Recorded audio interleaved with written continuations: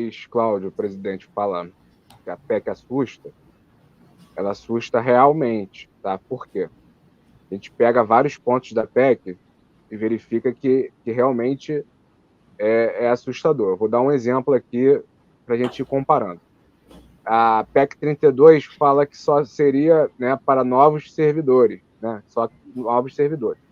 A gente pode pegar a reforma da Previdência, todo mundo aqui viu no jornal que falaram que só ia aplicar novos servidores, e não foi verdade, foi mentira. Todo servidor já sentiu na pele a reforma da Previdência. Então, vamos lá. O ingresso no serviço público. Então, vai ser criada uma seleção simplificada. Concursos públicos tops, né, que nós chamamos de carreiras tipo de Estado, magistratura, Ministério Público, delegado de polícia, defensoria pública, esses concursos vão seguir. Agora, as outras carreiras, né, que não são típicas de Estado, vai ser uma forma simplificada de acesso. E como vai ser isso? A gente não sabe. Né? Vai ser, talvez, por uma lei complementar, a gente não sabe como é que isso vai ser. Então, é um verdadeiro tiro no escuro. Estabilidade. Vai acabar a estabilidade do servidor. Então, o desligamento vai ser muito mais tranquilo. Aquele servidor que tem alguma infração, né, hoje só pode sair por PAD, né, que é o processo administrativo disciplinar, ou sentença judicial com trânsito e julgado. Isso também vai ser definido por uma futura lei, né, e aí uma lei ordinária que está na PEC. Então, é muito preocupante, porque a lei ordinária é aquela mais simples de ser aprovada. Temos alguns problemas também, benefícios vedados. Isso é o que me chama muita atenção, né, pelo estudo que eu fiz. A PEC acaba com a licença-prêmio. Olha, o servidor público federal não tem licença-prêmio há muito tempo. Veda aumento retroativo. O servidor público não tem aumento há muito tempo. Né? Então, são situações que a gente já não atua mais. Né? Direitos, como a Thalita falou, que já foram retirados. Aposentadoria compulsória como punição. Qual servidor da nossa base tem alguma aposentadoria compulsória como punição? Isso só se aplica a desembargador, juiz. Isso não se aplica aos servidores públicos. Aposentadoria compulsória como punição. Isso é feito para os magistrados. Então, é bem complicado. Alguns pontos que eu lembro de cabeça, já tem quase 2 anos, né, que a gente já vem falando sobre a PEC, mas realmente, como o Luiz Cláudio falou, é acabar com o serviço público. Então, o que a gente quer? Concurso público.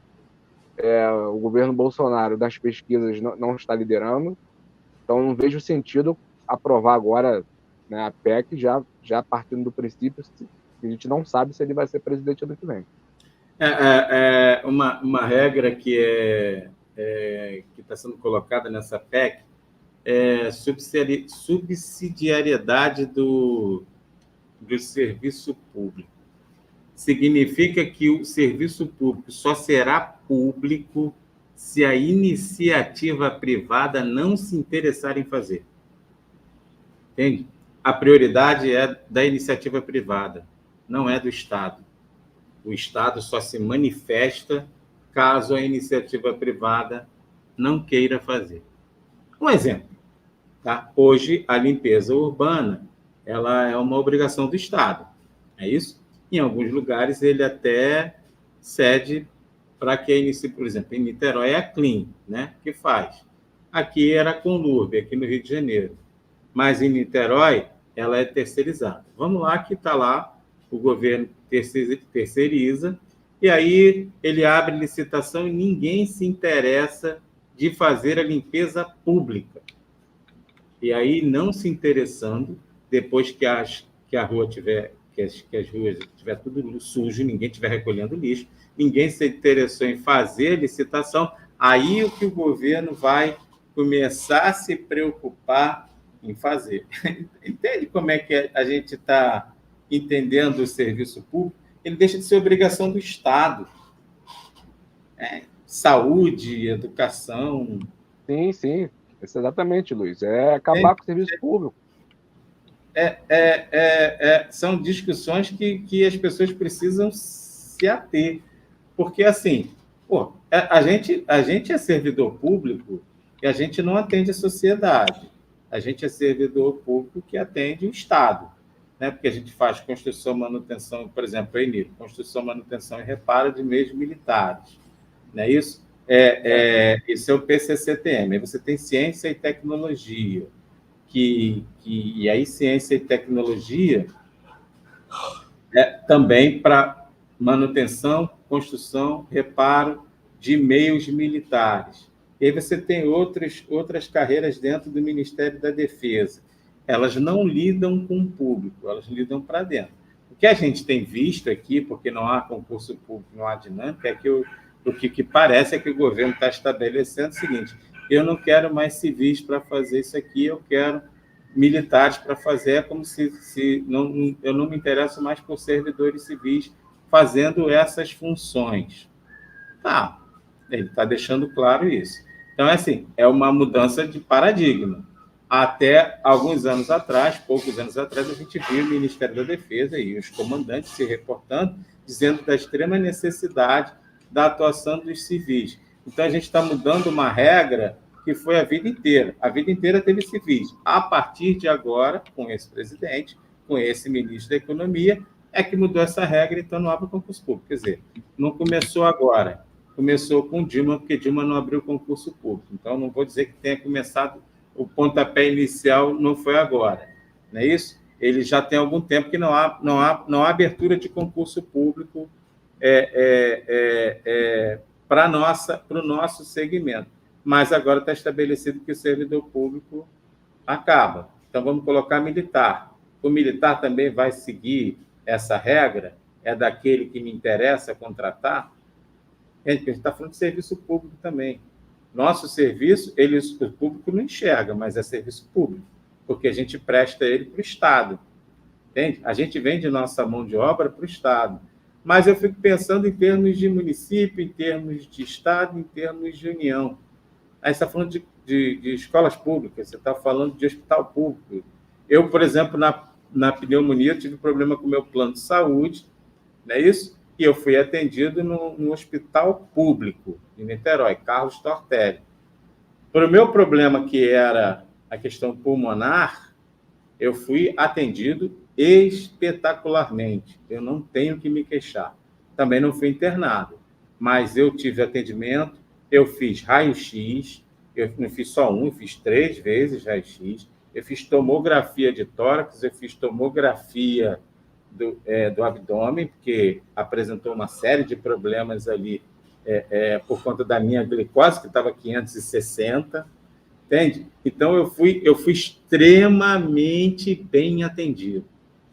Entende? Então, até digo para você que se você tiver com problema respiratório, pulmonar, ou alguma coisa, se você está no Rio de Janeiro, não foi atendido, corre para Niterói e vai ali no Carlos Tortelli, que é atrás do... Manda aquele hospital público que tem Antônio Pedro.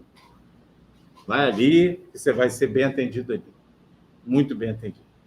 Entendeu? Mas eu também não fui internado, então não sei como é que seria o desdobramento. Mas se tivesse que ser internado, eu internaria, porque como o meu quadro estava muito grave, à época eles queriam que eu fosse internado, mas aí não tinha vaga ali, aí eles optaram por vai para casa e aí acabou que foi melhor para mim. Mas essa é uma realidade que não é do Rio de Janeiro e nem do país.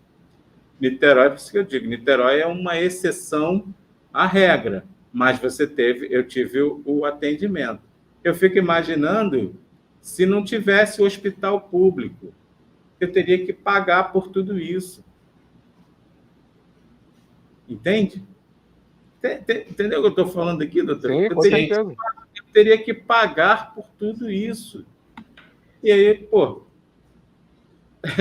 entende? Eu já pago o plano de saúde. Aí tá, tudo bem. Eu tive um atraso lá e aí acabou esse atraso comprometendo naquele momento. Mas eu fui feliz de ter tido esse tipo de atendimento. Outros hospitais públicos dão esse atendimento. Mas eu fico imaginando uma pessoa que recebe hoje salário mínimo. Ela entra no hospital, e aí, como o hospital não é mais público, o hospital é iniciativa privada, porque está claro aqui nessa PEC que o Estado não tem mais ingerência sobre essas demandas, a questão da saúde. Você já tem no Rio de Janeiro as OS, tá? Mas, apesar de serem OS, os hospitais são públicos, os hospitais são do Estado. Os profissionais É que não, e você não paga por isso. Aqui ele está dizendo que ele está abrindo mão de tudo para você pagar. E vamos fazer igual nos Estados Unidos, que tudo lá é pago. E veja Se os ele tiver... problemas, Luiz, das OS de corrupção reiteradamente aqui no Rio de Janeiro. A reforma administrativa, ela viola um princípio da administração pública, que é o princípio da indisponibilidade do interesse público. Por quê?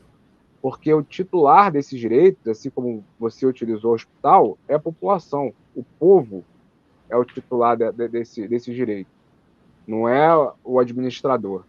Então, essa PEC ela é toda errada. Assim, falando em português claro, juridicamente muito ruim. Vai falando aí, vai falando rapidinho que eu vou ter que resolver uma questão aqui. Rapidinho, peraí. Mas acho que o ponto importante até, Rian, que você comentou, com relação às alterações serem através de lei ordinária, a gente já percebe que isso vai ser muito mais fácil de qualquer alteração ou mudança. A gente hoje tem a PEC 32, que é a emenda constitucional, que precisa passar pelas duas casas. Então, ela já está demorando, a gente já está fazendo um movimento, uma mobilização para que ela não vá à votação, exatamente para segurar e manter os direitos que até então existem.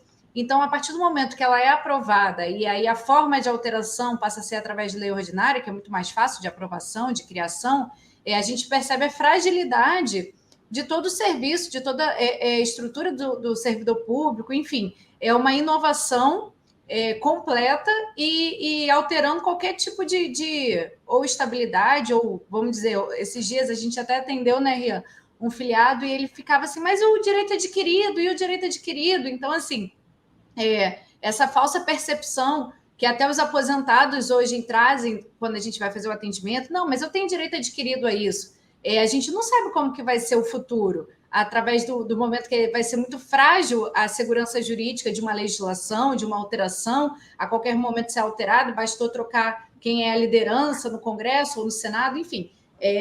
São essas preocupações, eu acho até que para o futuro, né?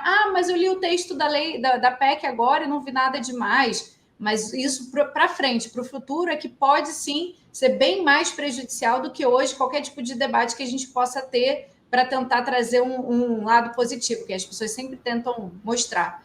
No meu ponto de vista, não existe esse ponto positivo, pelo contrário, essa PEC é uma destruição total do servidor, enquanto trabalhador, e do serviço público, que aí, para a população em geral, que vai utilizar aquele tipo de serviço, vai sucatear o que já está sucateado. Uma vez que destrói o serviço público, está destruindo o servidor. Isso. Então, é o lema, não a PEC 32.